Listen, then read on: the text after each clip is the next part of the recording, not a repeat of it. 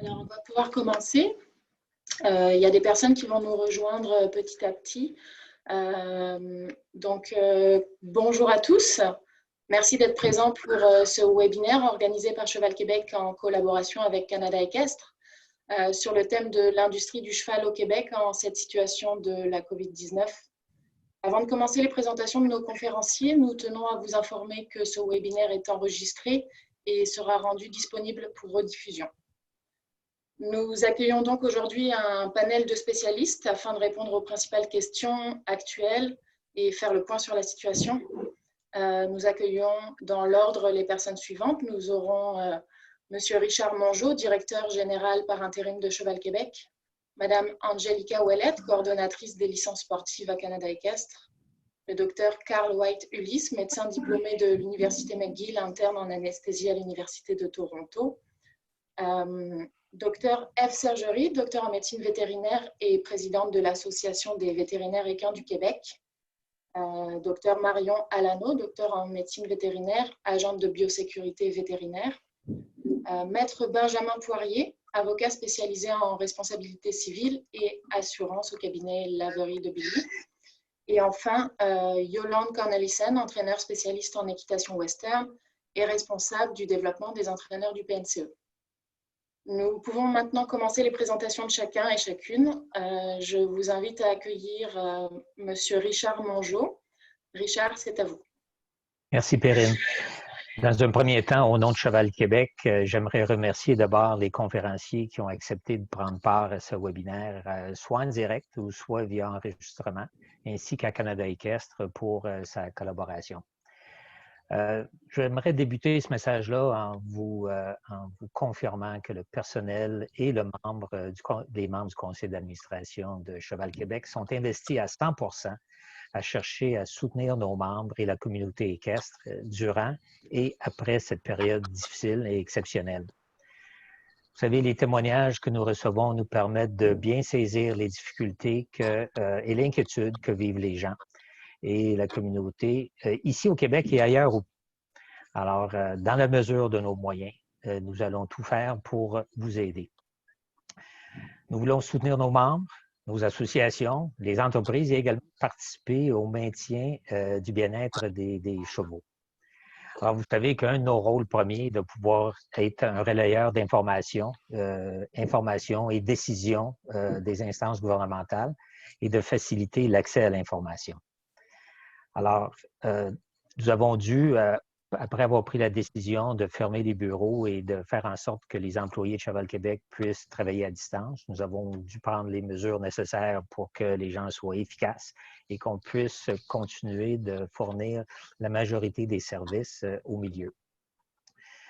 Ce que nous souhaitons et nous cherchons à faire, nous travaillons à faire, prioritairement, c'est de pouvoir contribuer et seconder la direction de la santé publique dans ses efforts de limiter la propagation du virus.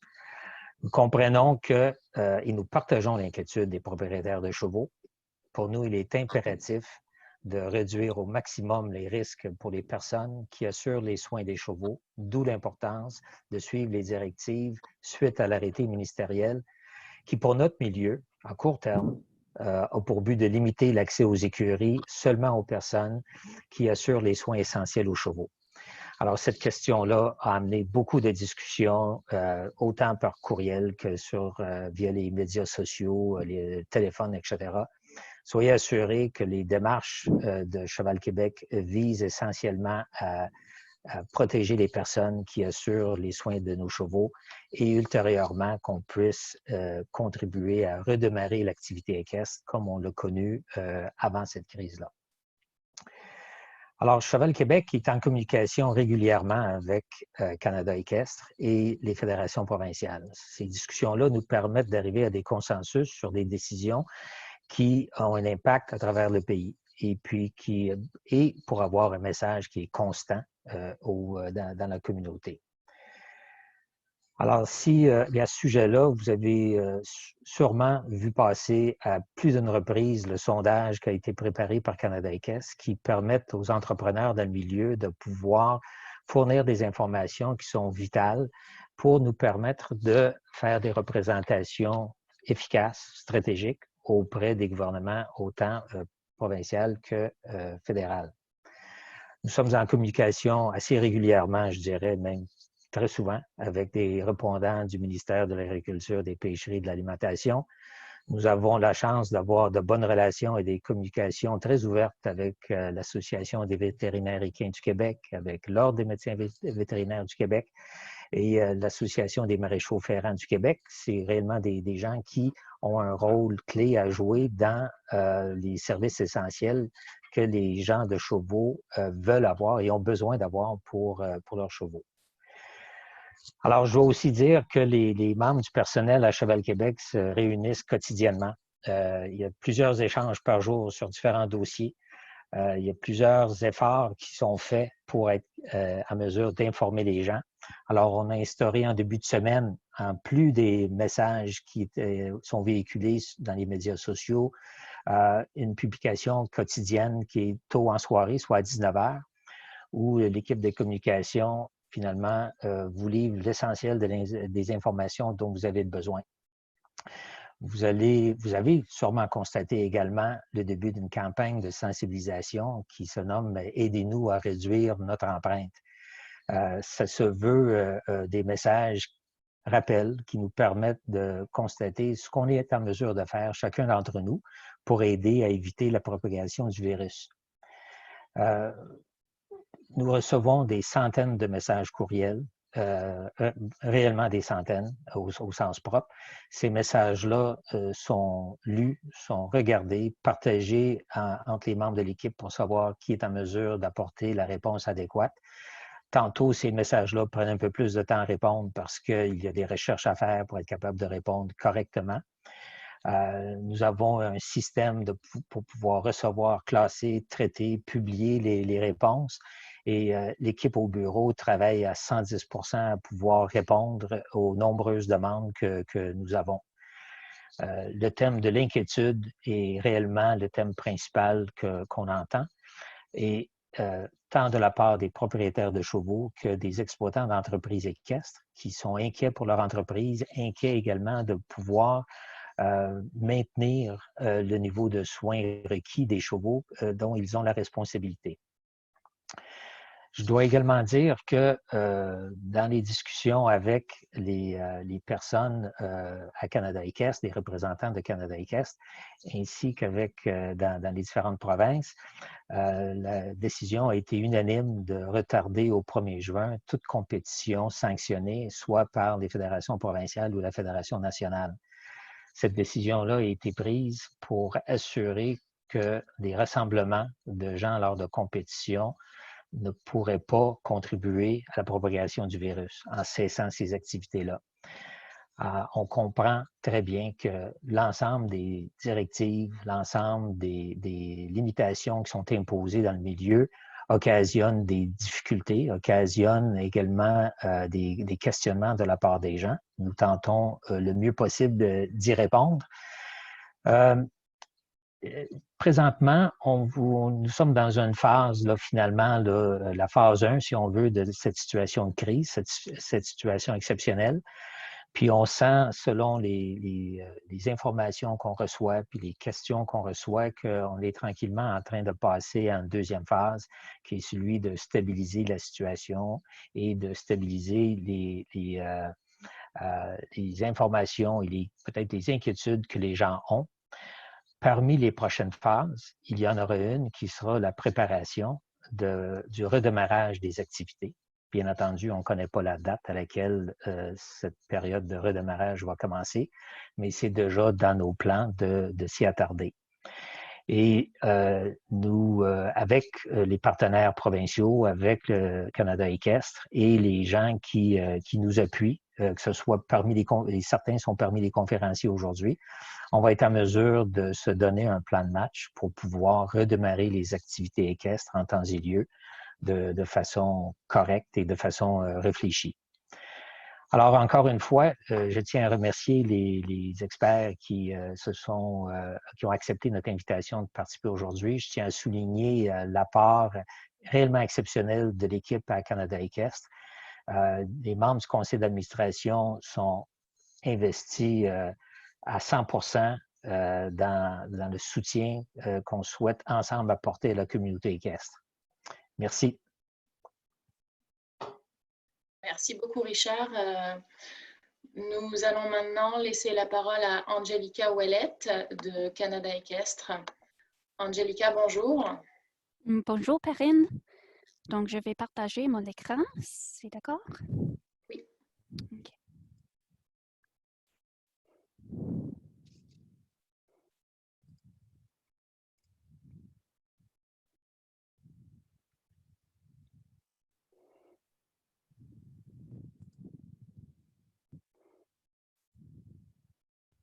OK. Donc, bonjour tout le monde. Je m'appelle Angelica Ouellette et je travaille au Canada Équestre. Mon poste est coordinatrice des licences sportives et des services techniques. Cependant, aujourd'hui, je remplace Christy House, qui est la gestionnaire de bien-être et industrie. Je vous remercie de m'avoir invité à être des vôtres cet après-midi. Je présenterai un sommaire des sujets suivants liés au bien-être, industrie et la COVID-19. Donc, premièrement, quelles sont les ressources pour les propriétaires d'installations et comment trouver ces ressources? Deuxièmement, quelles sont les données que Canada Équestre tente de compiler et dans quel but? Je vais commencer par préciser comment trouver ces informations. Canada Équestre a compilé toutes les ressources de COVID-19 sous nouvelles sur notre site Web. Les sujets abordés comprennent les annulations de concours, les voyages de retour au Canada et les soutiens financiers pour les propriétaires d'installations équestres. Je vais me concentrer sur le dernier sujet. Alors, qu'avons-nous fait jusqu'à présent? CE communique activement avec les agences et les sociétés fédérales et provinciales pour s'assurer que les femmes et les installations équestres puissent avoir accès à un soutien. Donc, si vous recherchez spécifiquement des ressources financières, veuillez consulter Soutien et ressources pour les femmes et installations équestres. Vous trouverez ici des informations sur les institutions financières dédiées à l'industrie agricole ainsi que les institutions dédiées aux entrepreneurs. Voici quelques exemples. Le FAC, c'est le Financement agricole Canada, est le seul prêteur entièrement dédié à l'agriculture au Canada. Cette semaine, nous avons reçu confirmation qu'il accepte les demandes de santé équestre et installation équestre. Numéro 2, le BDC, c'est le Banque de développement du Canada et la seule banque canadienne qui se consacre uniquement aux entrepreneurs. Et numéro 3, Plan d'intervention économique du Canada pour répondre à la COVID-19. Le soutien apporté aux petites et moyennes entreprises commence à porter ses fruits rapidement. Les santé équestres ont accès à ce soutien. Toutefois, nous comprenons que les besoins de l'industrie équine sont tout à fait uniques et c'est pourquoi nous communiquons régulièrement avec c'est Marie-Claude Bibeau, la ministre de l'Agriculture et de l'Agroalimentaire. Cependant, il y a encore beaucoup à faire. C'est là que vous entrez en jeu. Nous avons besoin de données significatives pour que CE, les organismes provinciaux de sport, les OPTS, et les associations et coopérations nationales affiliées à CE puissent présenter un portrait significatif, actuel et répondant sur l'effet de besoin de notre industrie. Alors, veuillez participer à cet effort de mobilisation en répondant au questionnaire. Si vous êtes propriétaire d'une ferme équine ou d'une installation équestre, vous trouverez le questionnaire dans la section Nouvelles du site Web. Alors, je voudrais apporter quelques précisions concernant le questionnaire. Donc, premièrement, la participation, c'est entièrement volontaire. Numéro 2, les données financières de fermes individuelles resteront strictement confidentielles. Elles ne seront pas partagées avec les gouvernements, les OPTS ou les associations, coopérations nationales affiliées à CE. Alors, ce sont seulement des données non identifiables et agrégées qui pourraient être partagées. Numéro 3, nous avons reçu environ 500 réponses à ce jour, donc merci beaucoup pour ça. Mais nous avons besoin au minimum 100 réponses par le 5 avril, car le 6 avril, nous allons immédiatement traiter cette information.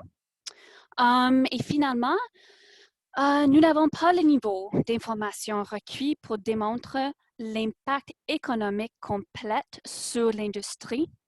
Plus nous aurons de réponses, mieux nous pourrons faire pression pour obtenir le soutien des gouvernements fédéraux et provinciaux. Et finalement, je vais aborder brièvement les normes minimales de soins.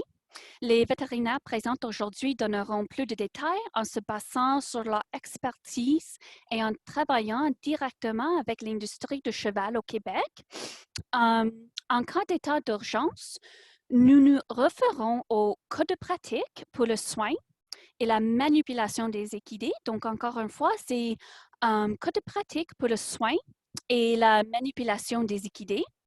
Il est disponible gratuitement sous directive sur les opérations des installations équestres. Donc, encore une fois, c'est sous directive sur les opérations des installations équestres sur notre site web. Les décisions prises en matière de soins doivent être prises en tenant compte du bien-être du cheval et de la sécurité de son gardien et non de la valeur monétaire du cheval. Pour conclure, il est impératif que nous soyons coopératifs, flexibles, empathiques en ces temps difficiles et de notre responsabilité de modifier nos routines afin de protéger la santé et la sécurité de nos soignants primaires équins.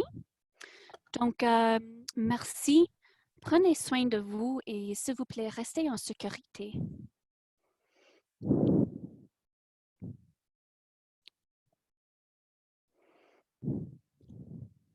Merci, Angelica. Merci beaucoup, Taryn. On va arrêter le partage d'écran. Oui.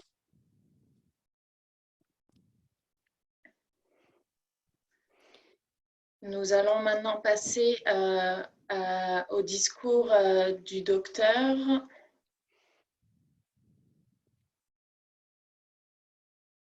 Je demande un petit instant.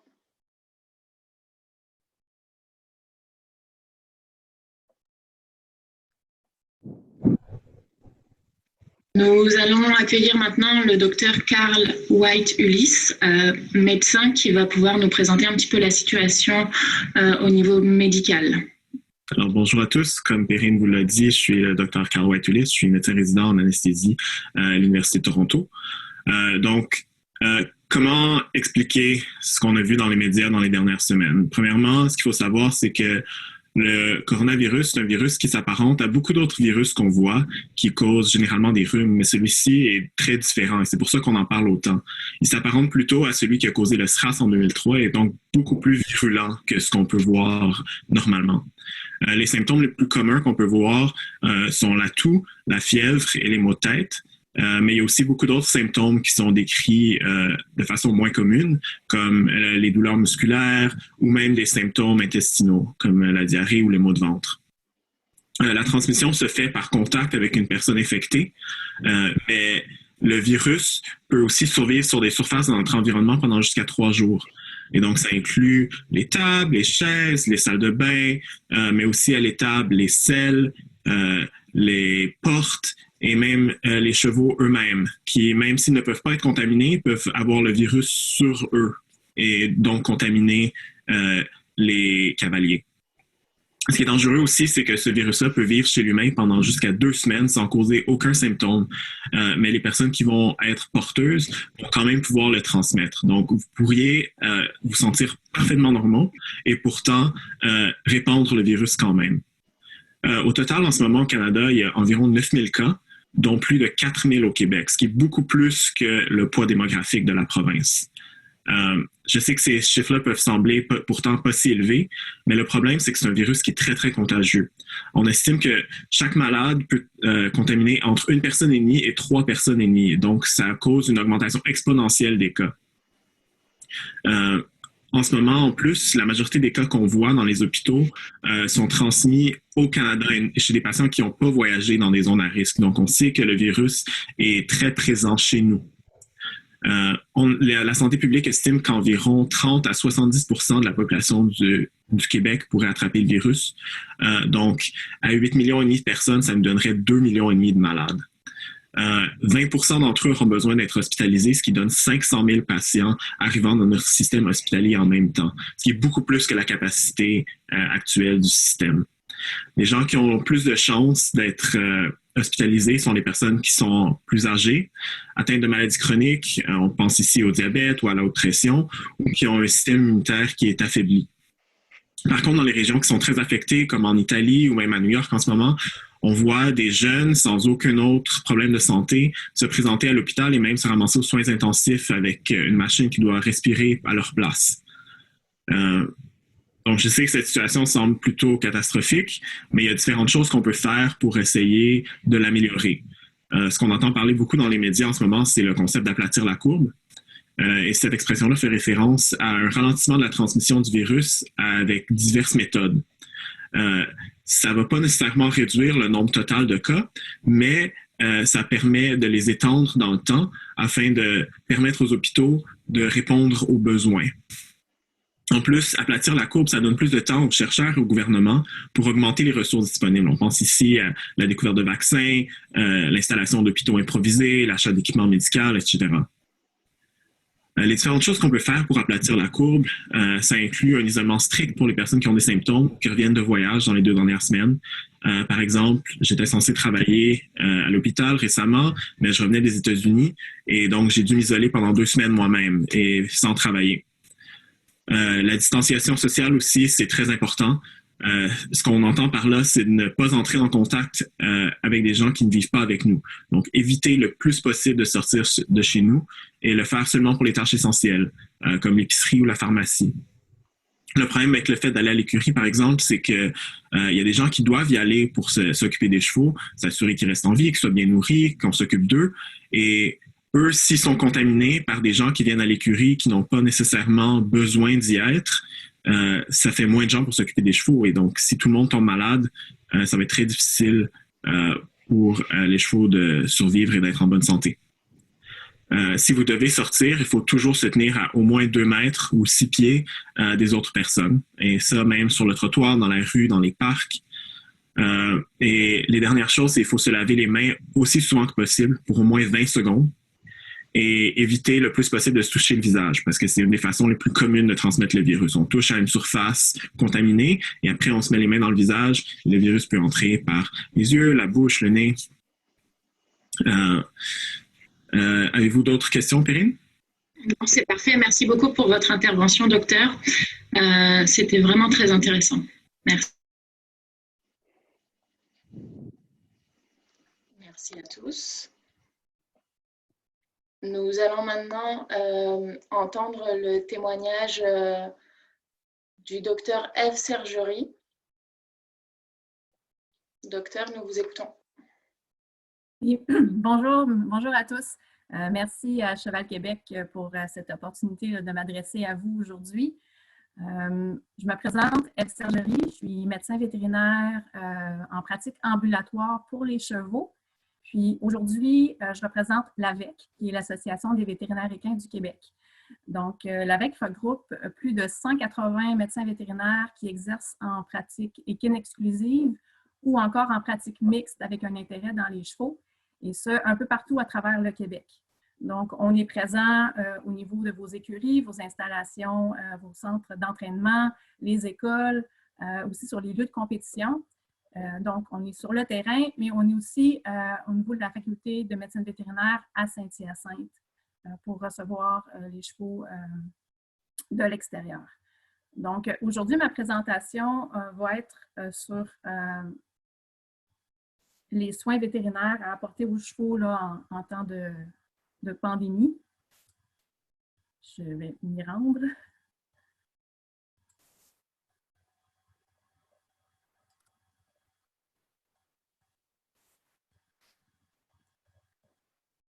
Donc, nous y voici. Donc, d'une part, ce qu'il faut savoir, c'est que le gouvernement donne des directives à la population et ces directives-là s'appliquent aussi aux médecins vétérinaires. Donc, en général, rester à la maison, pratiquer la distanciation sociale lors des sorties qui sont essentielles, se laver les mains souvent, observer une quarantaine volontaire en cas de retour de voyage ou de symptômes grippaux et plus récemment, limiter les déplacements aux besoins essentiels, idéalement les restreindre localement. Donc, heureusement, la pratique de la médecine vétérinaire a été incluse dans la liste des services essentiels à assurer à la population. Mais le fait d'être inclus dans la liste ne veut pas nécessairement dire que tous les services vont être disponibles. Donc, je vous rassure tout de suite, le vétérinaire avec lequel vous faites affaire habituellement pour vos chevaux va continuer à vous offrir des soins d'urgence. Il n'y aura pas de cheval négligé en raison des circonstances actuelles. Cependant, l'offre de service risque d'être un petit peu modifiée. On doit aussi tenir compte de notre côté des recommandations qui sont émises par l'Ordre des médecins vétérinaires.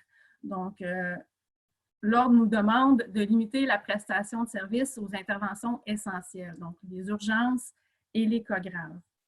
La façon dont le système professionnel fonctionne au Québec, ça repose sur le jugement du professionnel. Donc, c'est pour cette raison-là qu'il n'y a pas de liste qui ont été émises sur les actes qui sont permis ou interdits, puisque cette décision-là repose sur le jugement du professionnel. Donc, chaque cas est unique, chaque situation l'est également. Ce qu'on peut se poser comme question avant d'offrir le service, c'est est-ce que le cheval subira des conséquences négatives importantes pour sa santé ou son bien-être à court terme s'il n'est pas examiné ou traité. L'autre chose dont on doit tenir compte avec les recommandations de l'Ordre des médecins vétérinaires, c'est bien sûr respecter les consignes gouvernementales puis suivre des normes élevées en termes de biosécurité. Le médecin vétérinaire, il est responsable de protéger la santé du public, la santé de ses clients et aussi de ses employés. Donc, pour ces raisons-là, on doit limiter le nombre de personnes sur place au minimum requis lors des interventions. S'assurer du statut de santé des intervenants, ça, c'est autant au niveau des symptômes grippaux qui pourraient être présents, mais aussi pour les gens qui présentent des maladies chroniques qui pourraient les mettre plus à risque là, de contracter ou d'avoir des conséquences néfastes s'ils contractaient le virus. Conserver une distance d'au moins 2 mètres au niveau des intervenants ou, quand c'est vraiment pas possible, utiliser des moyens de protection personnelle. Et bien sûr, là, désinfecter tout le matériel qui est manipulé. Donc, il faut toujours se poser la question avant toute intervention, faire la balance entre la nécessité d'une visite pour l'animal, puis le risque pour la santé publique de transmettre le virus. Donc, en ce sens-là, c'est sûr qu'on demande l'entière collaboration là, de la clientèle.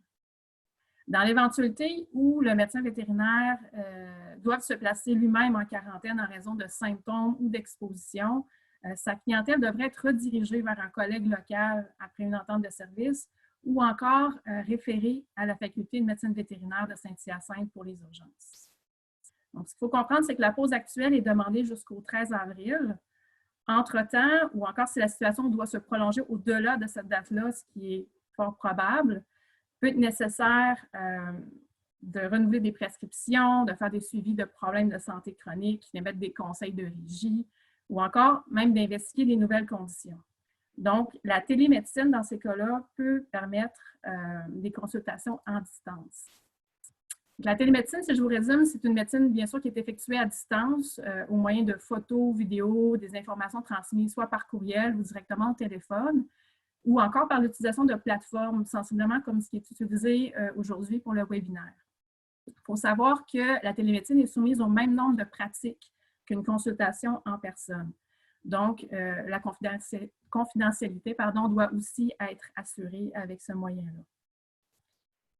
Dans les usages de la télémédecine, c'est sûr qu'il y a une bonne utilisation qui peut en être faite pour le triage des cas. Donc, établir la sévérité des conditions, savoir la vitesse à laquelle le cheval devrait être vu, puis aussi donner des recommandations sur les signes à surveiller là, pour d'éventuelles complications.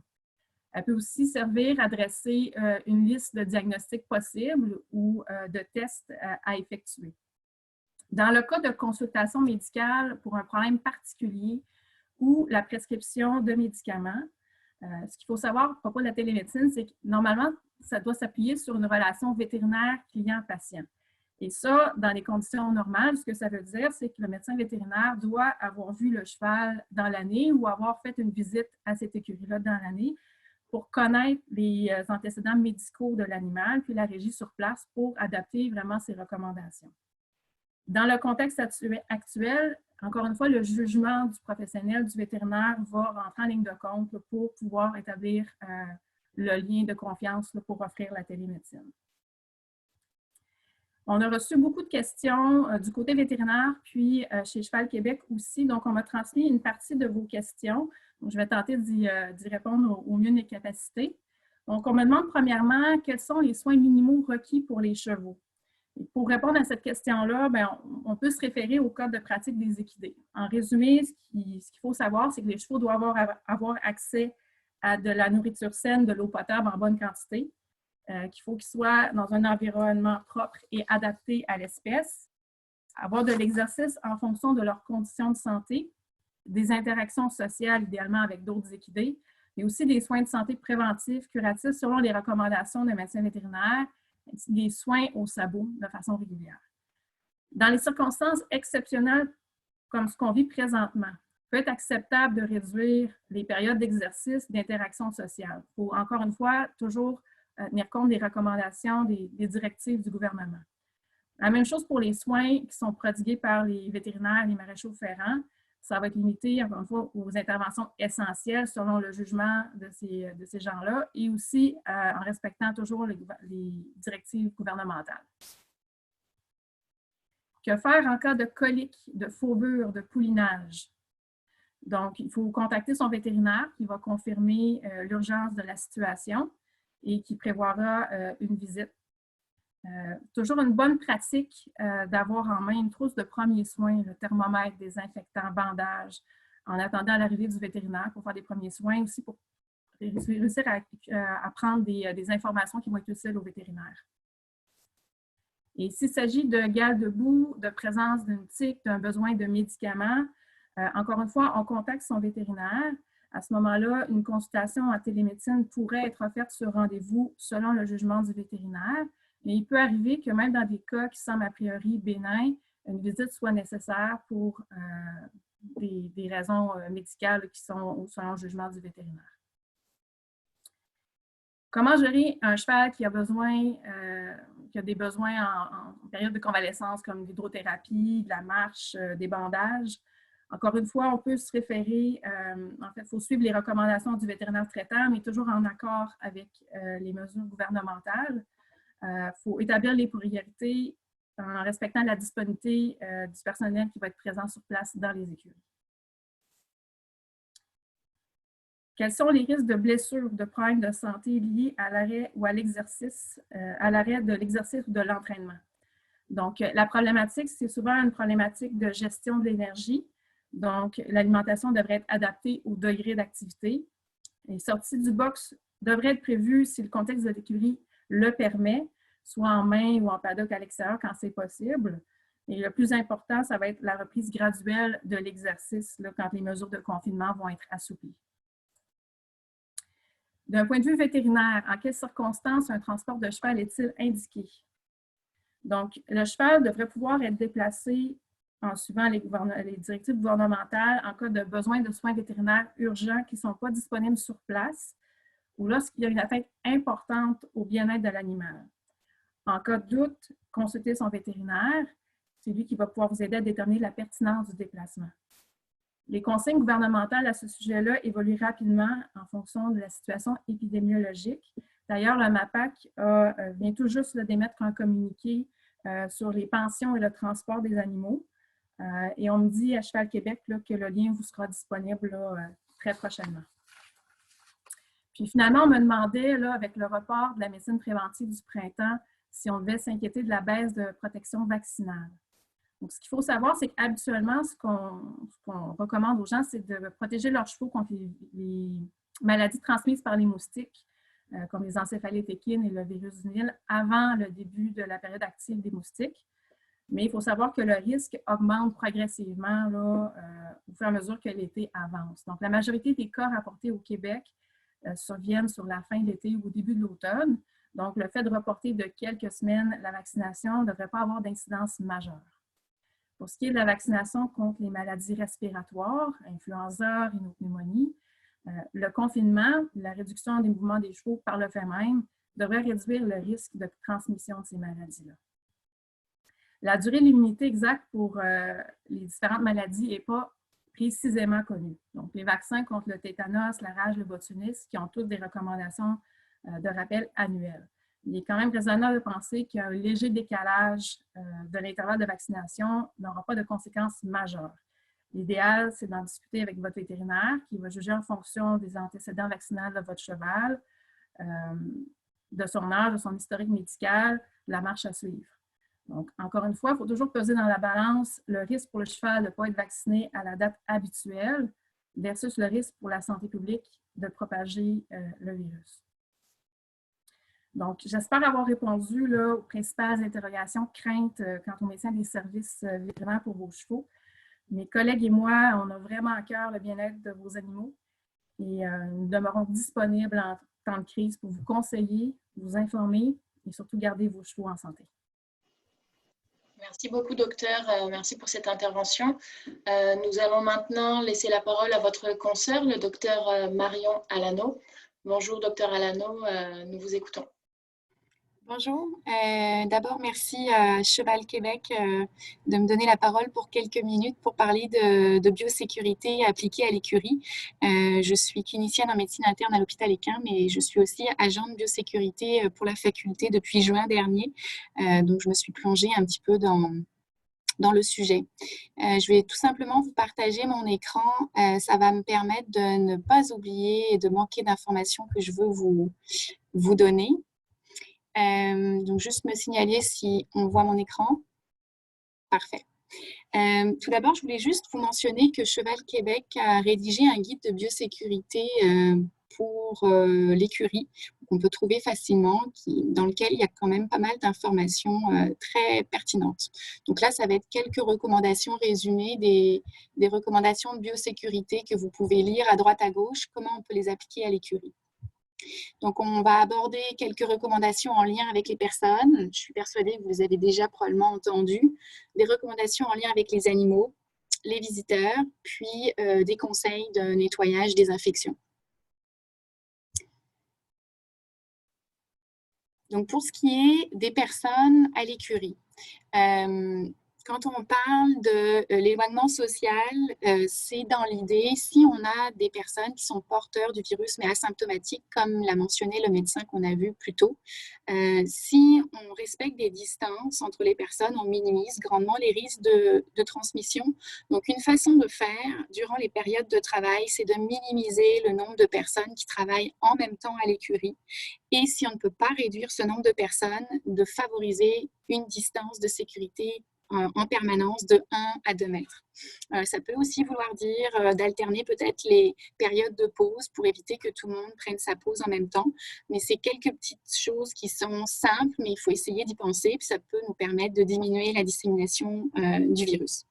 Bon, pour une agente de biosécurité, je suis heureuse d'en entendre parler. J'aurais voulu en parler dans d'autres contextes, mais l'hygiène des mains, comme l'a mentionné le médecin, comme l'a mentionné l'ensemble des intervenants précédents, est vraiment fondamental puisqu'il permet de réduire clairement la dissémination, la dispersion du virus si on le porte de façon asymptomatique. À la fois, ça nous protège nous-mêmes si on porte notre main à notre visage pour diminuer les risques, mais ça permet de protéger aussi les autres et toutes les surfaces qu'on va toucher fréquemment dans la journée.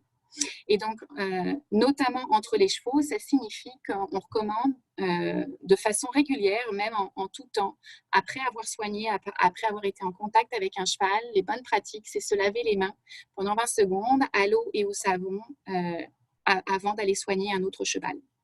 Bon, la fameuse étiquette respiratoire, si on tousse ou on éternue, on le fait dans le coude ou dans un mouchoir, puis qu'on jette ensuite. Un principe vraiment important qui a été mentionné, si une personne est malade, présente des symptômes ou est en isolement parce qu'elle est en attente de résultats de tests, il est conseillé que cette personne-là respecte son isolement, mais aussi vis-à-vis des animaux. C'est-à-dire que la personne malade ou en isolement ne devrait pas être celle qui est en charge de s'occuper de nos animaux. D'accord? Tout simplement pour minimiser le fait qu'on puisse déposer du virus sur les animaux, puisque cet animal pourrait éventuellement, comme ça a été mentionné, être un vecteur. Et si quelqu'un d'autre vient toucher à l'animal, que l'animal soit un vecteur de transmission. Donc, c'est vrai aussi pour les chevaux. Donc, pas qu'il faut isoler nos animaux, mais si on est malade, s'il y a une personne malade à l'écurie, qu'elle s'isole soi-même, incluant les chevaux. Donc, on mandate une personne en santé pour le faire si c'est possible. Il peut arriver des situations, c'est un petit peu plus fréquent quand même pour les animaux domestiques à la maison. Dans des écuries, c'est un peu différent parce qu'il y a souvent plusieurs intervenants. Mais si, par exemple, on n'avait pas d'autre choix que la personne malade s'occupe de l'animal, que c'est complètement impossible, même si c'est déconseillé de le faire, idéalement, on essaierait de porter un masque quand on s'occupe de l'animal pour minimiser que les gouttelettes se transportent vers l'animal, si c'est possible. On évite bien évidemment les contacts étroits avec l'animal. On va éviter de l'embrasser, que notre tête soit à proximité très proche de l'animal. Et bien évidemment, on se lave bien les mains avant d'entrer en contact et après. Mais idéalement, on essaye toujours de ne pas être dans la situation où c'est une personne malade qui s'occupe des animaux. Pour ce qui est des animaux, justement, donc à l'heure actuelle, on n'a eu encore aucune mise en évidence d'un cas avéré de quelqu'un qui aurait été contaminé par un animal. D'accord? Vous savez, le risque de transmission majeur actuellement, c'est le contact de personne à personne, de personnes qui portent le virus. Cependant, il y a 3 cas, d'ailleurs, il y en a un qui s'est ajouté récemment, à l'échelle de la planète, donc c'est quand même un cas qui est restreint, d'animaux pour lesquels le test pour trouver, dépister le virus se sont avérés positifs.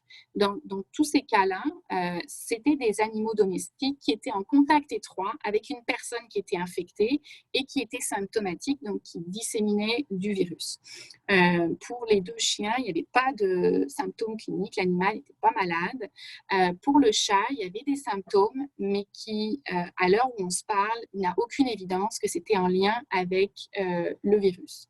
Donc, cette constatation nous fait suspecter que oui, comme l'a mentionné le médecin précédemment, les animaux peuvent être des vecteurs passifs théoriquement par leur poil quand ils sont en contact très proche avec quelqu'un qui excrète du virus. Donc, c'est de là la recommandation qu'une personne malade devrait minimiser ses contacts avec les animaux pour que les animaux ne soient pas un vecteur. Puis, une des interrogations qu'on a, c'est si du virus se dépose sur le poil, combien de temps il dure, combien de temps il survit, on ne le sait pas. Par contre, on peut extrapoler de données qu'on a de persistance de virus sur des surfaces. En règle générale, c'est quand même assez court, de l'ordre de quelques jours, mais on va en reparler. Pour les grands animaux, c'est la même chose. En fait, les plus exposés à être des vecteurs sont nos animaux domestiques parce qu'on a un contact très proche, les chiens, les chats. Donc, avec les chevaux, c'est pareil un peu dans d'autres grandes espèces.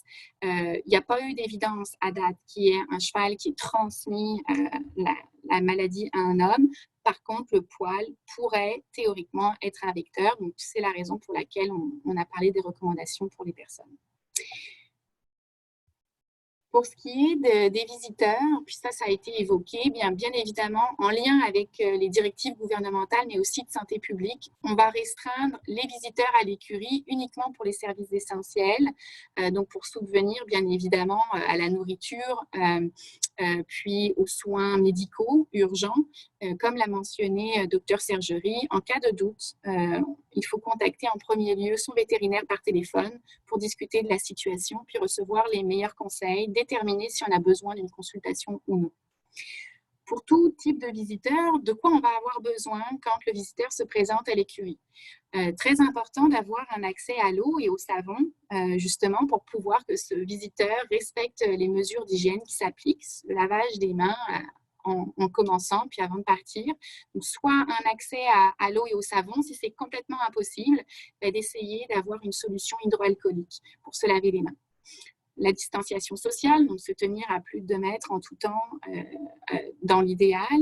Ne pas partager de matériel, donc ça signifie essayer de ne pas se passer le stylo, essayer de favoriser l'échange de documents numériques plutôt que de papier. Donc de trouver des petites stratégies là, simplement pour permettre de respecter l'éloignement social. Puis enfin, de s'assurer de faire des petites étapes de nettoyage et de désinfection. Puis c'est le sujet de ma diapositive suivante. La bonne nouvelle, c'est que c'est un virus, d'une part, qui ne résiste pas bien dans l'environnement quand il est à l'extérieur de son hôte, de la personne qui est malade. Les quelques études nous disent à peu près 24 heures sur du carton, 48-72 heures sur du plastique. Mais meilleure nouvelle encore, ce virus fait partie d'une famille de virus qui sont très facilement inactivés. Très facilement inactivés par l'utilisation de détergents, donc de savon. C'est la raison pour laquelle l'hygiène des mains est si importante et très facilement désactivé et détruit par la plupart des désinfectants. Donc, il ne faut pas s'en priver. Et les surfaces qu'il ne faut pas oublier, c'est les surfaces justement qu'on appelle les surfaces à contact fréquent. Les poignées de porte, les poignées de porte de l'écurie, les poignées de box, justement l'évier et le robinet, où on va se laver les mains fréquemment. C'est des endroits qu'il ne faut pas oublier, qu'il faut bien nettoyer. Alors, les produits utilisables, les plus faciles d'accès, ça va être des solutions alcoolisées à plus de 60% d'alcool, pour les petites surfaces, pour les petites surfaces. Si on parle là de lavage sur des plus grandes surfaces, l'eau de Javel est tout à fait, une solution à base d'eau de Javel est tout à fait suffisante. Donc, il faut juste respecter la dilution. Et par contre, à savoir, autant pour la solution alcoolisée que l'eau de Javel, l'aspect désinfectant, puis l'activité de la désinfection est bien efficace si on est sur une surface propre avant. Donc, il faut, si jamais il y a de la matière organique, il y a de la saleté, il faut l'avoir enlevée à l'aide d'eau et de détergent, et puis de rincer la surface, la sécher, et puis ensuite désinfecter. Donc, ça, c'est ce qui peut vous aider beaucoup au sein de votre écurie à minimiser les risques de dissémination, puis de favoriser un environnement sain dans votre écurie.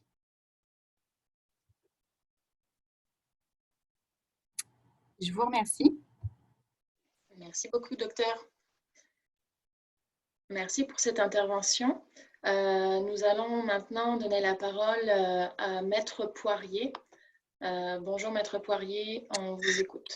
Bonjour, merci. Merci à Cheval Québec d'avoir eu la brillante idée d'organiser ce webinaire. J'en ai déjà moi-même appris beaucoup. J'imagine que tout le monde en a appris beaucoup. Je me présente, je suis Benjamin Poirier, avocat pour laverie de Billy. Je suis aussi un cavalier depuis 1987 et dans ma pratique courante, je fais des dossiers en responsabilité civile, en assurance et assez fréquemment des dossiers de chevaux, soit la représentation des centres équestres, des cavaliers ou des gens du public. Donc, cette présentation faite, pour ce qui est de ma partie, elle est légale, quoique je ne vais pas rentrer dans trop de terminologie juridique, mais je voulais quand même, parce que je croyais que c'était important de le faire, un petit récapitulatif de la situation légale et sanitaire par le fait même. Donc, le 11 mars, on s'en rappellera, l'Organisation mondiale de la santé a déclaré la pandémie COVID-19. Donc, c'est suite à ça que 2 jours plus tard, le 13 mars, le gouvernement déclarait l'état d'urgence sanitaire. En ce qui concerne les centres équestres et la communauté équestre, la nouvelle se répercute dans l'arrêté ministériel du 15 mars qui demandait la suspension de toutes les activités sportives et de loisirs et l'accès aux lieux publics dans lesquels ces activités sont pratiquées, ce qui inclut, selon toute vraisemblance, les centres équestres.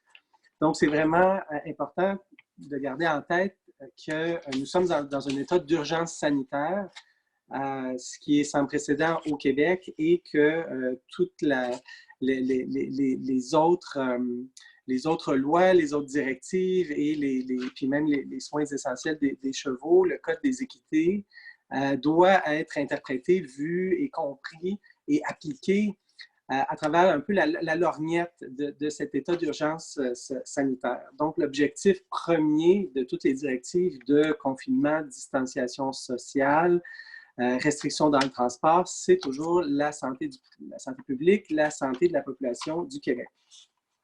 Donc, pour les centres équestres, ça représente la fermeture des lieux publics où la restriction d'accès représente des difficultés supplémentaires.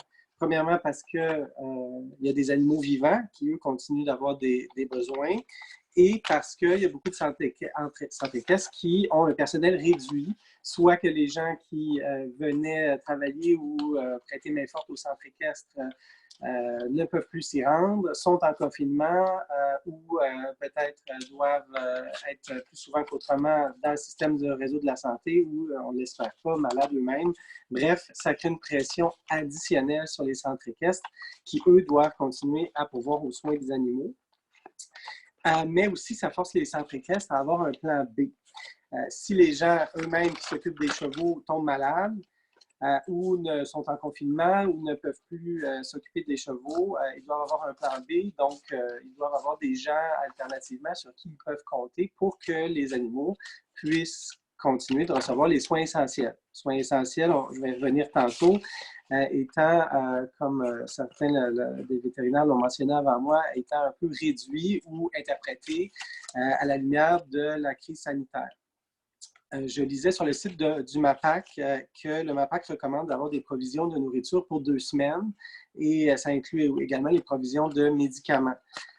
C'est vrai que la situation d'urgence sanitaire a une certaine date de péremption au niveau des arrêtés ministériels, mais il y a fort à parier que la date du retour aux activités normales va être prolongée de 10 jours en 10 jours et peut-être de 30 jours en 30 jours, là, probablement jusqu'à la fin du printemps, peut-être jusqu'au début de l'été, voire davantage. Donc, je reviens à l'arrêté ministériel du 15 mars qui, lui, suspendait toutes les activités de loisirs, sportives et éducatives.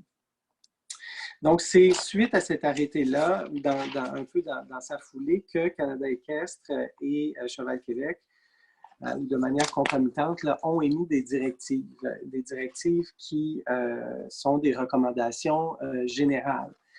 Je tiens à mentionner quand même que les directives de Cheval Québec et de Canada Équestre sont très, très utiles. D'après moi, elles sont nécessaires et elles viennent préciser pour la communauté équestre qui, elle, n'était pas nécessairement précisément touchée dans le détail, dans le fin détail, dans l'arrêté ministériel du 15 mars, c'était nécessaire que ces organismes-là, qui sont des organismes parapluies, qui gèrent les sports équestres au Canada, au Québec et les loisirs équestres, viennent appuyer d'une certaine manière la communauté avec des directives.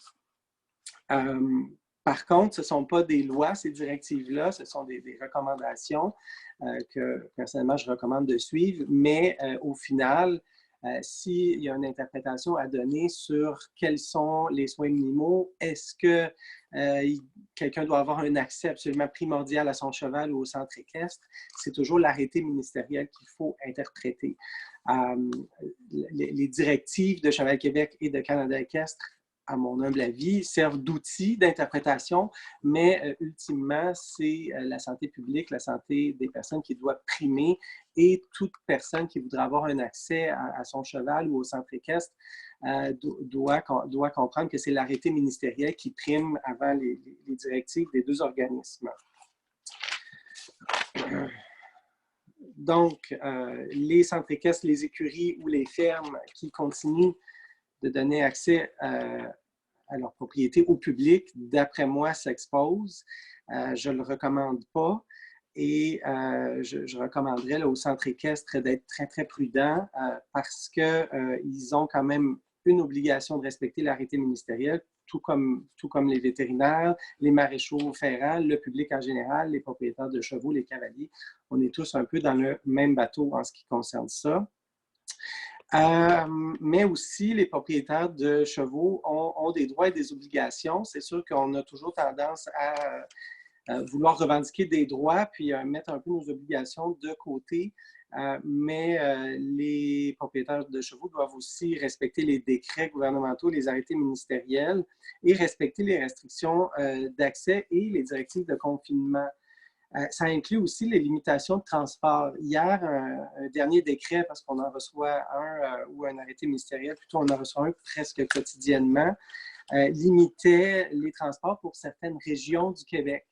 Il y a beaucoup de gens qui sont propriétaires de chevaux ou cavaliers. On vit peut-être dans les milieux plus urbains et on se déplace à la campagne pour aller pratiquer notre sport ou voir notre cheval. Donc, il faudrait vérifier sur l'arrêté ministériel d'hier où est-ce que les régions, les villes ou les MRC à accès restreint sont énumérés pour voir si, comme personne responsable d'un centre équestre, vos employés peuvent encore se déplacer dans votre région ou même si, comme propriétaire de cheval ou aidant au centre équestre, vous pouvez vous-même toujours vous déplacer dans ces régions-là. Donc, ces informations-là sont disponibles sur le site du ministère de la Justice.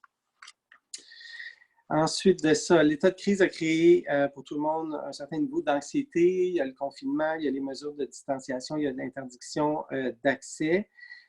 Mais tout le monde, tant les propriétaires que les centres équestres, on veut tous la même chose, on veut le bien-être des chevaux. Et j'arrive un peu plus à cette notion-là de soins essentiels. C'est sûr que les soins essentiels du Code des équidés doivent s'harmoniser.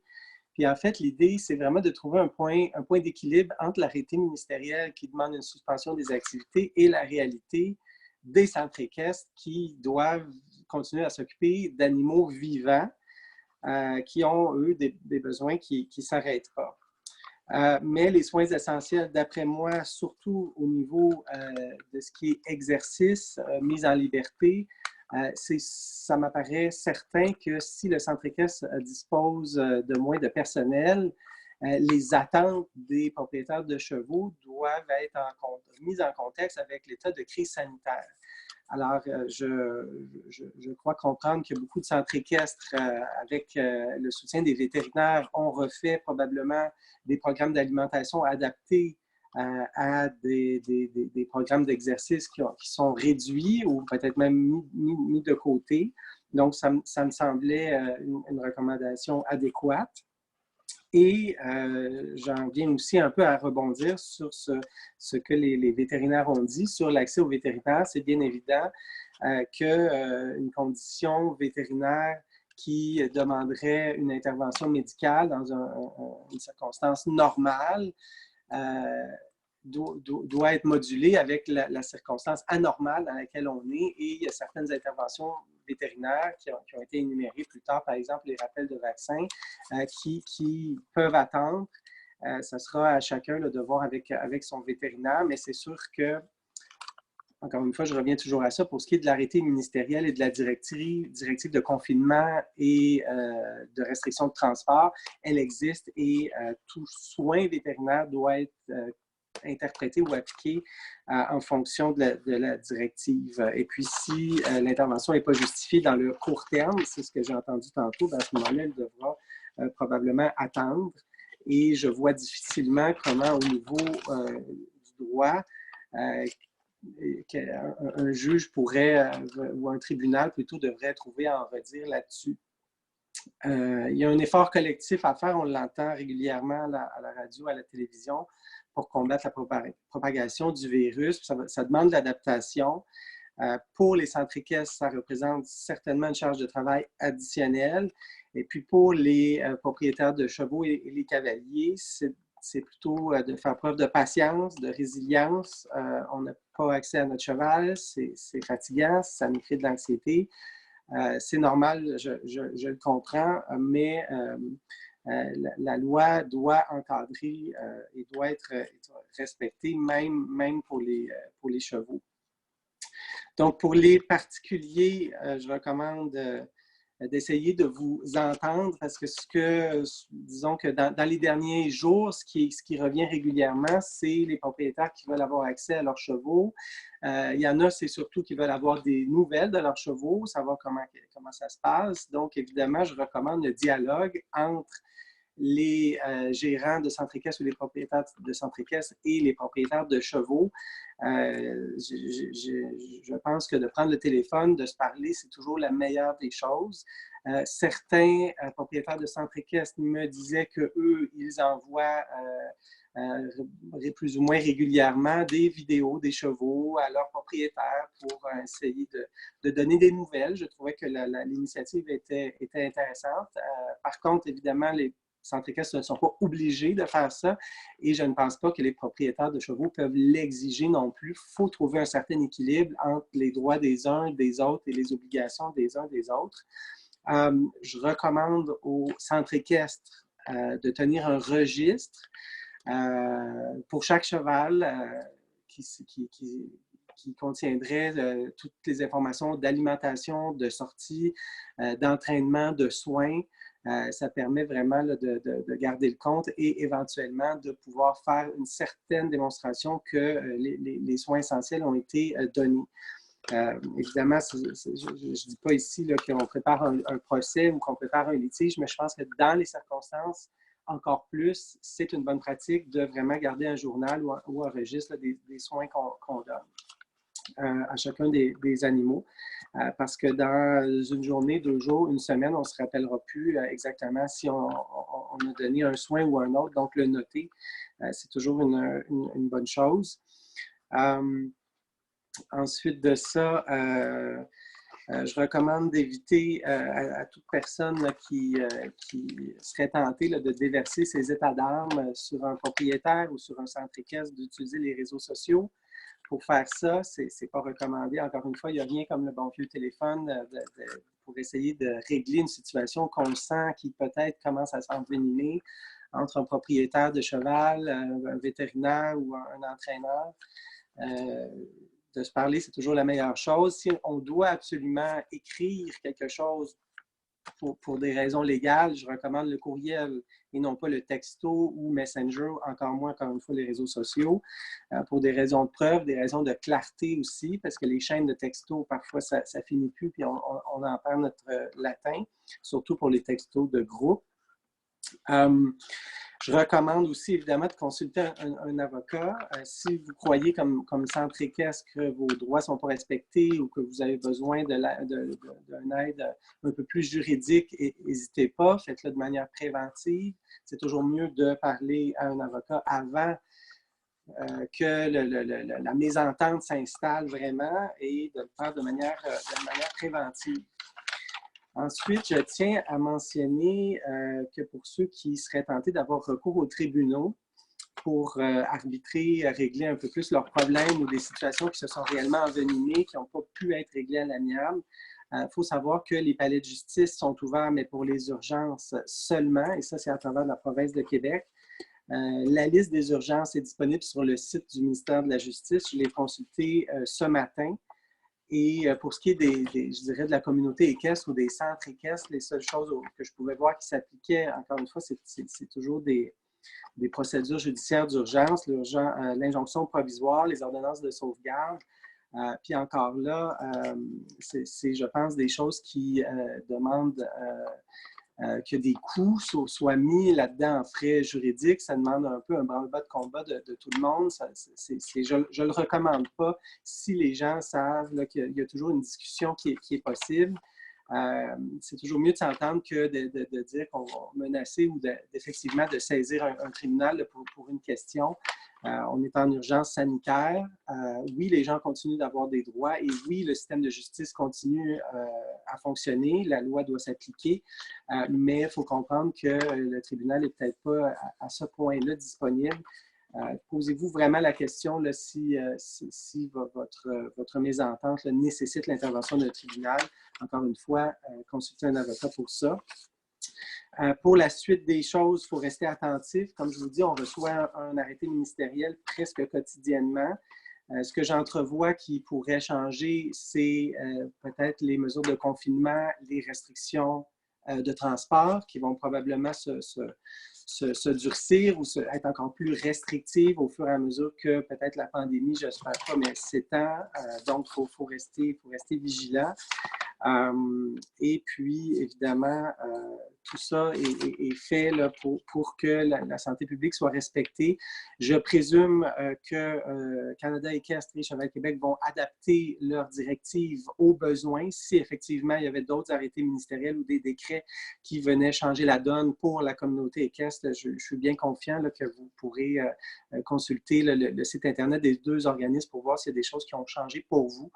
Autrement que ça, évidemment, continuons là, à faire notre bon travail et puis à faire preuve là, de résilience dans la situation. Autrement, consulter un avocat. Moi-même, je suis disponible pour répondre à toutes questions. Et puis, merci encore là, à Cheval Québec et puis prenons soin de nous. Merci beaucoup, Maître Poirier. Merci. Nous allons maintenant donner la parole à notre dernière intervenante. Il s'agit de Yolande Cornelissen. Bonjour Yolande. Bonjour. Bonjour, nous vous écoutons. Parfait, merci. Je vais partager l'écran.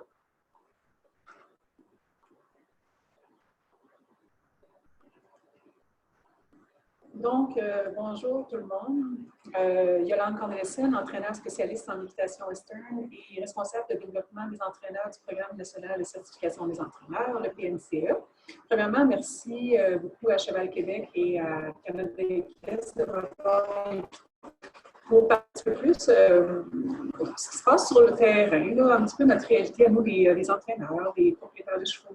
Vraiment, là, c'est un petit peu moins l'aspect légal, mais plus l'aspect sentiment d'appartenance à notre milieu en ce moment qui est quand même mis à l'épreuve. Ce que j'ai fait, finalement, j'ai échangé avec différents collègues entraîneurs, gestionnaires, propriétaires, des pensionnaires, des élèves aussi, de mes élèves, pour avoir un petit peu leur opinion. J'ai eu des échanges pour avoir des petites idées à vous partager. En fait, ici, la présentation, aucun virus ne sera assez fort pour réussir à détruire la passion. Tiens, comme le dit, on s'adresse au COVID-19 en se disant que nous, notre passion sera plus forte, j'espère, et j'en suis convaincue que ce virus-là.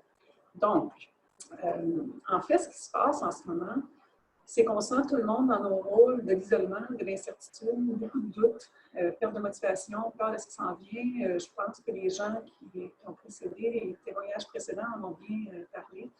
On est tout le monde, c'est la première fois de ma vie, en tout cas moi de la mienne, que j'ai une situation que personne ne peut vraiment m'aider à savoir comment ça va finir tout ça. Donc, c'est normal qu'on vive tout ça. Aujourd'hui, je vais vous donner des petits trucs qui pourraient peut-être un petit peu alléger notre quotidien avec nos réalités respectives. Alors, comment faire? Je pense que la première chose, quand on est gestionnaire, propriétaire, encore une fois, peu importe le rôle qu'on a, hein, on a tous des rôles différents, mais peu importe le rôle qu'on a dans notre communauté équestre, l'importance de maintenir des liens, malgré cette distanciation obligatoire qu'on doit avoir. Comment on peut faire pour aller mieux? Je pense que c'est aussi en continuant à se perfectionner, en accompagnant nos élèves aussi à distance, virtuellement, en essayant de maintenir un sentiment d'appartenance avec notre écurie, notre centre équestre, nos élèves, encore une fois, ce monde-là qui fait partie de notre vie, en donnant des nouvelles et en communiquant régulièrement. Parfois, on a tendance à se renfermer un petit peu, c'est difficile, mais je pense qu'en maintenant une régularité dans nos communications, on peut vraiment s'entraider tout le monde. Donc, ce que j'ai fait, c'est que j'ai sorti quelques idées dans ces grandes sphères d'activité-là, c'est-à-dire au niveau des pensionnaires, pour tout l'aspect pour l'équitation, peu importe le niveau. La clientèle enfant, qui est aussi une clientèle très touchée par le fait que les centres équestres, pour l'instant, ne sont pas accessibles. Et quelques idées aussi pour les cavaliers, instructeurs, entraîneurs, les coachs, les formateurs. Donc, une grande partie de la communauté équestre. Évidemment, j'ai aussi une pensée pour les éleveurs, j'ai une pensée pour tout le monde. Par contre, on va couvrir un petit peu plus ce milieu-là en ce moment, là, qui, dans le fond, les milieux où est-ce qu'il y a beaucoup de clientèle extérieure en ce moment qui ne peut pas avoir accès aux différents milieux. Donc, au niveau de la pension, C'est très simple, mais en même temps, puis en passant, il y a beaucoup de choses qui sont déjà sûrement en place dans vos écuries et aussi plein de choses qui vont pouvoir rester en place suite à la crise. Et c'est ce qui est beau un petit peu de la situation actuelle, il faut essayer d'en sortir du coup. Donc, pour les pensionnaires ou les gestionnaires d'écuries ou les offres de pension, juste le fait d'avoir un petit groupe Messenger avec les pensionnaires fait qu'on peut avoir une communication rapide ensemble pour communiquer, avoir des nouvelles de nos chevaux. Donc, il pourrait aussi y avoir une page Facebook, mais vraiment réservée aux pensionnaires, pas nécessairement à tout public, mais une page où chaque pensionnaire sent que c'est notre petite écurie à nous, dans le fond, qui est regroupée de façon virtuelle.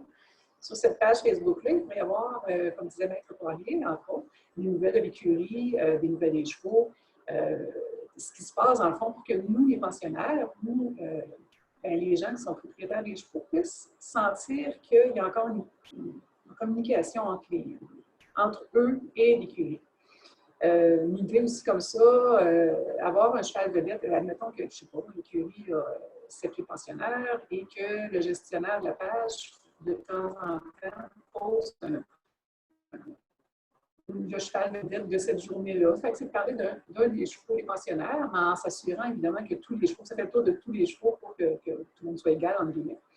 Et il pourrait y avoir aussi, pour les pensionnaires, sur cette même page-là, un genre de calendrier d'anniversaire, autant des chevaux que des humains pensionnaires. Donc, juste des petites choses, dans le fond, des petites attentions qui fait que ça peut capter, ça peut mettre un petit baume sur tout ce qu'on vit en ce moment. Au niveau des cours d'équitation, même chose un petit peu, la page Facebook devient fun, et c'est toujours intéressant, sauf que là, encore une fois, que ce soit réservé pour vraiment les élèves de l'école d'équitation, pas nécessairement, encore une fois, pour tout le monde, mais bien pour les élèves, pour qu'il y ait vraiment un sentiment d'appartenance, comme je parlais un petit peu plus tôt, à leur prof, à leur coach, à leurs chevaux d'école et tout ça. Sur cette même page Facebook-là, il peut y avoir des capsules vidéo de type « Trouver l'erreur ». Je sais que ça demande du temps, ça demande, on a tous nos réalités, c'est pas sûr du tout qu'on puisse le faire, mais si on avait le temps de faire une petite vidéo parfois à cheval, avec des erreurs facilement retrouvables, par rapport à les éléments qui auront été appris précédemment dans leur cours d'équitation, ça peut être stimulant. Il pourrait y avoir des petites capsules vidéo de type brevet de cavalier, faire des petites capsules qui fait un résumé de chaque brevet. Comme ça, les élèves vont pouvoir continuer à savoir vers quel objectif ils vont pouvoir se référer, surtout lorsqu'ils reviendront. Ça peut être des petites vidéos aussi avec des bases de l'entraînement. Exemple, à tous les 2-3 jours, une petite capsule de 5-10 minutes sur un exercice qui peut être visionné. Puis évidemment, les gens, souvent, les gens qui prennent des cours d'équitation n'ont plus accès aux cours d'équitation, mais ça pourrait les aider aussi à continuer à réfléchir sur l'entraînement, sur l'équitation. On pourrait aussi demander à nos élèves de créer un patron d'équitation.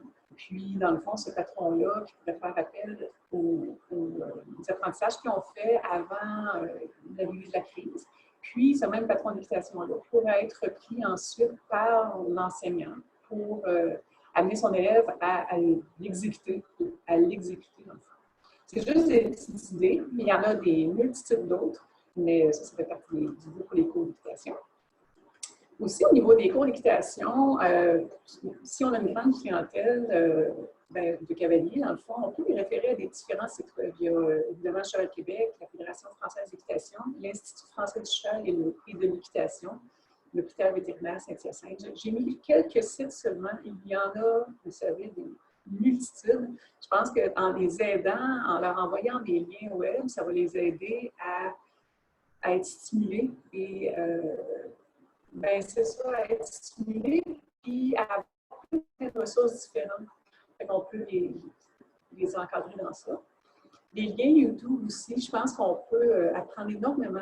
C'est sûr qu'il y a un tri à faire parce qu'il y a vraiment des choses terribles plus qu'on peut y retrouver. Mais si on prend le temps de faire des bonnes sélections de liens YouTube, on peut vraiment aider les élèves à continuer à se perfectionner. On peut aussi prendre ce moment d'arrêt-là pour encadrer les élèves qui sont en voie de certification. Vous savez que quand on va vers des niveaux un petit peu plus avancés au niveau de l'enseignement comme instructeur, entraîneur, les différentes exigences qui sont reliées à Cheval Québec et Canada Équestre. Et c'est toujours un petit peu plus long comme étape parce qu'il y a des étapes qui se font en ligne, des formations en ligne. Il y a des lectures à faire, il y a différentes choses. Puis parfois, nos élèves, nos candidats, ils manquent de temps. Peut-être une belle occasion qu'ils puissent prendre ce temps-là pour pouvoir avancer leur dossier d'ouverture puis leur dossier de certification. Évidemment, tout ça, en passant, j'ai parlé beaucoup pour nos élèves.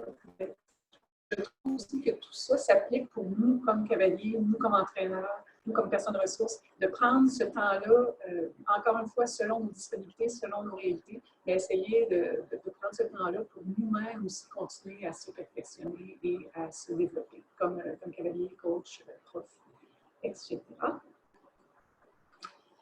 Ensuite, il y a les enfants, évidemment. Les enfants, on sait les enfants à quel point ils aiment leurs chevaux, leurs poneys, leurs profs, les chats de l'écurie.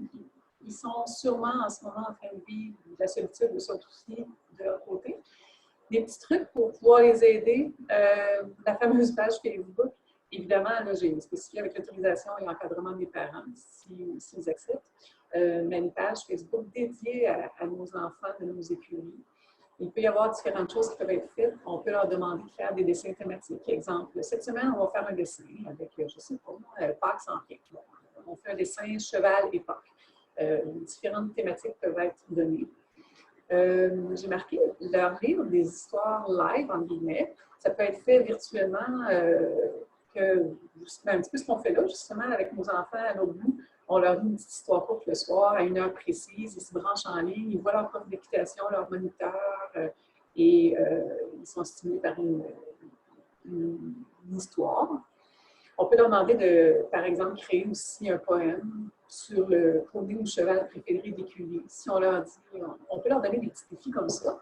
Puis eux, ça fait qu'ils savent qu'on n'est pas loin, même si on n'est pas là, dans le fond. Ça peut développer le sentiment d'appartenance. Un autre exemple de jeu qui peut être fait, c'est un petit quiz pour le nom de futurs chevaux épousés qui pourraient arriver éventuellement à l'écurie, même s'il n'y a pas de projet pour le moment d'achat de poneys ou chevaux. Je pense que le fait de stimuler ce jeu-là pourrait les mettre dans de la créativité, qui va leur faire du bien à ce moment-là. Ça pourrait être, exemple, cette semaine, on trouve des noms qui commencent par A, des noms qui commencent par B. Tu sais, dans le fond, il faut être très créatif à travers tout ça. En fait, c'était très bref, juste pour vous présenter que, comme je vous dis, c'est difficile ce qu'on vit comme communauté équestre, comme communauté générale à l'ensemble de la planète, c'est quand même majeur. Je pense qu'il faut parfois y aller avec la légèreté et se dire qu'on n'est quand même pas loin en ce moment, on en a la preuve aujourd'hui, on n'est pas loin l'un de l'autre. Et il faut prendre soin de soi. Alors, je souhaite vraiment prendre soin de vous aussi. Et évidemment, ça va bien aller. Merci beaucoup. Merci beaucoup, Yolande. Merci à tous pour votre participation.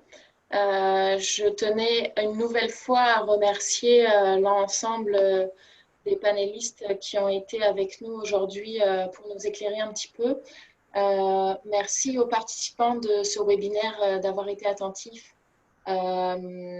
Donc voilà, ceci clôture ce webinaire. Je vous souhaite à tous une très bonne journée et continuez de prendre soin de vous et de vos proches.